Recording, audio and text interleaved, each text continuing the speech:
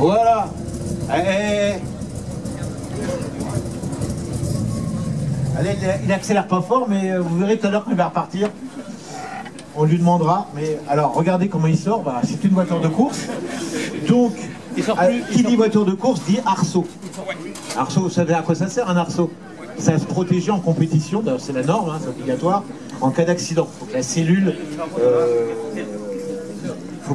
reste, on va dire, une cellule de survie pour que le pilote ne se fasse pas mal. Pardon. On s'est causé ce matin un petit peu. Absolument. Ah, il y a une anecdote que j'ai retenue. Elle a été sauvée de la noyade, cette voiture. Ouais, il y a un mois. Il y a un mois. Vous savez qu'on a eu des inondations il y a un mois. Il y a un mois, elle avait les pieds dans l'eau et grâce à la personne qui s'occupe de l'entretien de cette voiture, on s'est rendu compte par chance un dimanche qu'elle avait de l'eau jusqu'à... À mi-roue, à la moitié des roues. Et donc il était grand temps de faire quelque chose. Ben, on est allé chercher 4 parpaings, on l'a monté. Attendant. De toute façon, on peut plus 4 parpaings, ça suffit. Non, il y a un peu plus. Un peu plus que 4 parpaings. Il y a un cric. Parpaing, chandelle, enfin tout ce qu'on a trouvé, on l'a monté. À 2 seulement Oui, j'ai travaillé avec un type qui est formidable. Et ça a permis de la lever. Et ça a permis de la lever, il y avait juste les pneus dans l'eau, mais c'était pas très grave. D'accord. Donc elle a eu des roues dans l'eau, mais bon, c'était un moindre mal, parce que sinon ça aurait été la voiture complète. Ah, on essaie de voler une voiture. Oh. Bon, c'est l'alarme. C'est le genre de voiture, il n'y a pas d'alarme. Hein. Non. Alors, bien sûr, quand on voit la voiture, qui connaît la marque de Tommaso? À une époque, ils ont couru en Formule 1, il y a très très longtemps. Pour les vieux. Voilà. Et cette voiture, bon, elle n'a pas beaucoup couru en compétition. Bien que je me souvienne, j'en parlais tout à l'heure, qu'un certain Claire Regazzoni, pour ceux à qui ça parle, a couru avec cette voiture en 73. Bon, il n'a pas fait de grands résultats, mais au moins, ça a eu le mérite d'exister. Et la de Tommaso Pantera a été dessinée par quelqu'un d'assez connu, je crois. Hein? Ou Burton ou... Pas Gandini Bon. Bon. Alors cette voiture, tu l'as depuis, tu m'as dit, un certain temps. Mais tu roulais pas avec? Non, je l'ai acheté il y a 10 ans, on l'a mis dans un coin, en demandant ce qu'on allait en faire. Alors c'est dingue, je te coupe, mais c'est dingue d'acheter une voiture en se disant je la mets dans un coin, on verra ce que je vais en faire. Après, c'est toute une histoire de temps, d'argent, de possibilités. Mais... Priorité. Priorité, j'ai eu l'occasion de l'acheter à Joe au Mexique. C'est un marchand de Strasbourg. Voilà, il y a eu une opportunité, j'ai pu la saisir. Je l'ai acheté, je l'ai mis dans un coin. Et qu'est-ce qu'on en fait? Et puis l'idée, qu'est-ce qu'on en fait? On en fait un gros plat. Donc quand tu l'as acheté, il était d'origine, on est d'accord. C'est la fiche de modélisation, on veut que ce soit un modèle 72 avec une boîte Hewland 5 avec la première en bas. C'est la fiche de modélisation. Les 73 sont pas homologués, les 74 sont pas homologués. Donc si tu veux faire un tour auto, un banc classique, un CER avec lequel elle va rouler bientôt, il faut un modèle de 72 avec le Cleveland 5.7 et non pas d'autres motorisations qui à l'époque ont été montées sur ces voitures. Il faut pas que tu parles de Cleveland, de boîte. Alors, il faut savoir que ce moteur-là, c'est un moteur Ford. C'est des moteurs qu'on retrouve sur les Mustang. C'est un moteur de combien de cylindrées? Gros. 5 litres 7. 5 litres 7. Donc c'est déjà conséquent. Ça doit faire dans les 400 chevaux à peu près. Là, sur une petite préparation comme la mienne, ça fait 405 chevaux. 405 chevaux. Donc on retrouve tous les éléments, enfin le moteur de la Mustang qui était déjà bien préparé. On va l'apercevoir, on va le voir carrément. Hein. Il est bien aéré, comme vous pouvez le voir. Il faut ça. Ah, alors la première chose qu'on voit quand tu ouvres le capot, bien sûr c'est le moteur, mais c'est surtout les sorties d'échappement incroyables. C'est 2 tubes. Hein. Ouais, c'est 2 tubes. Alors, Tu dois avoir un absorbeur qui doit aller de là. Ah, quand même, il y a un absorbeur. J'ai pas eu l'impression qu'il y avait un absorbeur. Mais bon, il y en avait un. Donc, encore une fois, c'est une voiture type compétition. Et donc, ça n'a plus rien à voir qu'un modèle d'origine. Donc, tu as fait équiper le moteur pour avoir 400 chevaux. Tu as mis au niveau des soupapes, des pistons. Enfin, surtout le haut moteur, parce que c'est des blocs américains, donc c'est déjà très coupleux, il faut pas faire grand chose pour avoir des gros chevaux sur ce type de véhicule. Donc je travaille surtout sur le haut moteur, le gros carburateur Olé qui est là-haut, qui est bon beaucoup, gros arbre à cam. 4 corps, c'est ça? Après, t'as pas besoin d'aller chercher midi et 14 heures pour sortir des chevaux. De la puissance. Et on trouve beaucoup de pièces pour ce type de moteur. ils en ont fabriqué des millions. Exactement. Des millions. C'est facile. On retrouve ces moteurs-là sur les Ford GT40, il me semble. Hein. Vous connaissez les Ford GT40 qu'on gagne au Mans. On retrouve ce même type de moteur avec la boîte qui va gagner, boîte 5 bien sûr.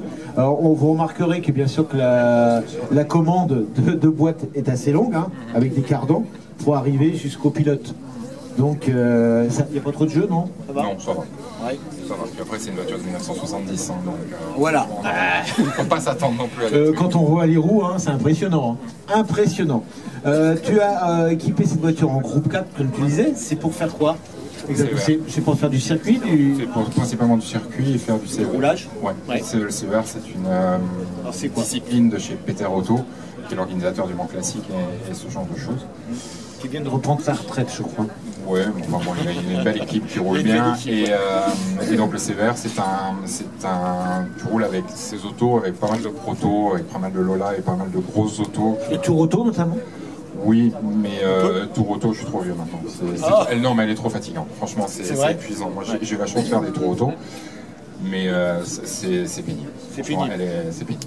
Alors dis-moi, pour ceux qui ne comprennent pas vraiment, pourquoi c'est pénible? À quel niveau c'est pénible? Le bruit, la chaleur? Le bruit, la chaleur, la direction, c'est... Ouais, enfin voilà. Au bout d'un moment, tu es crevé. J'ai pas 70 ans, mais voilà. J'ai la chance d'avoir roulé avec d'autres voitures, mais non, c'est très physique. Pendant la traversée ce matin, alors c'est une traversée, c'est une balade, c'est pas vraiment le style de cette voiture. Je voyais que tu ouvrais les portières de temps en temps, et quand je t'ai vu sortir, tu étais rouge quand même. Avec mon copilote Marius, on a eu très très chaud. On a eu très chaud. Et puis c'est pas des voitures qui sont prévues pour rouler comme ça la queue leu. Donc effectivement, il faut du champ, il faut de l'air. Donc là, c'était pas grâce à des gros radiateurs qu'on a rajoutés un peu partout, on a réussi à garder des températures. Mais surtout l'arrivée dans Rennes, comme j'ai dit tout à l'heure, c'était un samedi soir sur le périph' à Paris, c'était incroyable, il y avait du monde partout. Donc, pourtant on est dimanche, ça roule bien, mais les feux, c'est mortel. C'est incroyable. C'est mortel. Mais bon, voilà. On a un radiateur d'huile, hein, c'est ça qu'on voit tout en bas, ici. Un très gros radiateur devant aussi. Un gros radiateur devant avec des grosses pales aussi devant qui refroidissent. Ces voitures, c'est le défaut de cette voiture, c'était la chaleur et c'est ce qui lui a coûté sa carrière commerciale. C'est qu'elle chauffait et les moteurs cassaient les uns derrière les autres. La Pantera, elle a une carrière assez longue, hein. Il y a encore pas si longtemps. 7000 autos. 7000 autos de 65 à 76, 77. Après, il y a eu les GTS, les groupes 5, mais c'était des voitures déjà plus modernes. Et cette caisse-là, cette monocoque-là, c'était fin des années 60. Fin des années 60. Début de la voiture. D'accord. En étroite. Voilà. Là, elle est large. Tu disais tout à l'heure que pour être bien, il faudrait des éléments en aluminium, des ouvrants. Oui, ça. L'arrière, peut-être les portes aussi, les portes, pour gagner du poids. Oui, sur d'autres voitures que je possède, effectivement, tous les ouvrants, on arrive à les passer en alu. Là, je n'ai pas trouvé encore le gars qui allait faire ça en alu, les portes et le capot avant, sur lequel on peut gagner. Lui pèse facilement 30 kg. Sur certaines voitures, tu changes un capot, tu as gagné 40 kg. Et c'est des kilos, entre guillemets, pas chers. Vu la forme du capot, ça peut être évident à refaire en aluminium. Hein. C'est plus difficile que des portes. Il doit y avoir un bonhomme qui le fait, mais il faut le trouver.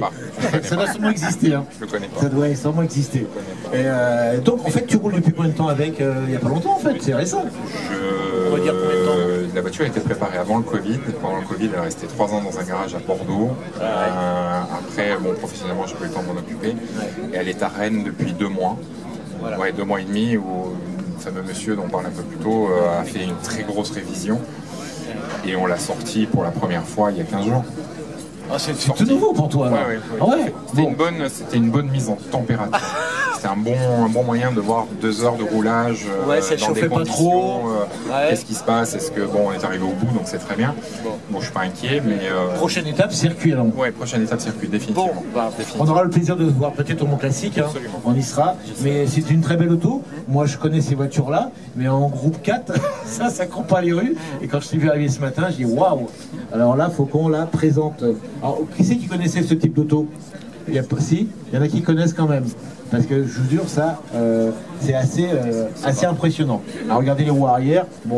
Pour les néophytes, je vois bien, c'est un ovni. Regardez la taille des cardans sortis de boîte, c'est assez impressionnant. Bon, j'espère que le moteur est fiable, mais en principe, ces moteurs-là, c'est fiable. Il n'y a pas de raison. Et mesdames et messieurs, vous pouvez l'applaudir, parce que cette voiture-là, elle est unique, on peut le dire, unique. Et on a la chance de l'avoir eu ce matin avec nous. à la traversée. Et c'est au plaisir de la revoir au s'étend d'Épinay quand tu veux. Hein, ou avec d'autres voitures. Ouais, on va chercher le pain. C'est peut-être pas avant. On peut regarder l'intérieur pour ceux qui regardent. Comme toute voiture de course, c'est dépouillé. Pourquoi? Parce qu'on recherche le moindre gramme superflu. Et donc on a vraiment le minimum. Voilà. Hein, regardez le siège pour le pilote. Et encore le conducteur, lui, il a droit à un siège plus confortable que le siège baquet. Bon, ça reste... voilà. Le fait que le capot soit pas complètement fermé, c'est pour les calories. C'est pour les calories. Parce que tu as beaucoup de refroidissement. On va regarder le refroidissement, parce que le radiateur, bien sûr, le radiateur d'eau est à l'avant. Ah oui. Voilà. Ah bah oui, on a le réservoir, le radiateur en aluminium. C'est ton assurance vie, ça. Ah ouais? C'est-à-dire si lui il est pas là, tu fais pas un mètre. Heureusement qu'il était là ce matin. Ouais. Et, donc c'est des gros pales, c'est les plus gros qui existent, ça te refroidit. À un moment, la voiture a calé parce qu'on était vraiment tout le temps à l'arrêt. D'ailleurs, il y a un monsieur avec une Lotus derrière moi. La voiture a commencé à cracher des flammes, c'était assez rigolo. Je l'ai vu, Marius l'a pas vu, moi je l'ai vu dans le rétro. Je dis bon, où est-ce qu'on crame, où est-ce qu'on continue? Et en fait, tout était tellement chaud. Et j'ai pas remis le spal en roulant et la température d'eau a commencé à monter. Et grâce à lui, tu perds 30 degrés facile en 4 minutes. Tu les déclenches manuellement les... Tout est dedans. T'as deux manettes, un ou deux. Hein. Puis le réservoir, bien sûr, qui est conséquent aussi. Hein. Un réservoir qui va faire... Et t'en as un derrière. Là, t'as 90 et derrière, t'as encore 15. Donc, il faut avoir plus de 100... Enfin, l'expérience que j'ai en tout cas sur des petites endurances d'1h30, tu consommes 100 litres à l'heure. 100 litres à l'heure. Bon, c'est vrai que c'est des voitures de course. Oui, c'est des voitures de course, mais si tu es bien réglé, tu arrives à consommer 90 litres de l'heure. Et sur des endurances d'1h30, si tu arrives à ne pas t'arrêter, ça te permet de ne pas perdre de temps. Mais avec elle, tu es obligé de t'arrêter. Ok. Tu t'arrêtes et tu refuels. Il connaît bien sa voiture. Je pense que vous avez tout pigé, comme je dirais. Mais c'est une voiture, bien sûr, faite pour aller sur les circuits. C'est vraiment exceptionnel de l'avoir eu sur la traversée. On espère qu'il se fera plaisir avec, et j'en doute pas, sur les circuits. Au plaisir de se revoir, comme je disais. On va laisser en partir, on va écouter le bruit que ça fait au démarrage. Mais bon, on se doute. Attention devant, voilà. Comment vous la trouvez, cette voiture? Elle est incroyable, on peut dire ça comme ça. Elle est incroyable, cette voiture. Comment il rentre dedans? Regardez comment il rentre dedans, il y a une technique. Alors, il a beau dire qu'il est plus tout jeune, moi je trouve qu'il est encore jeune. Hein, il faut de souple, bien sûr, il ne faut pas avoir de... Voilà, le volant il sert à quelque chose, hein. On s'agrippe dessus, ouais, on n'a pas le choix. Voilà. Allez, on met le contact, la pompe électrique que vous entendez pour gaver les carburateurs. Le carburateur, là, voilà. Super, bravo, prenez applaudir, mesdames et messieurs, bravo à lui.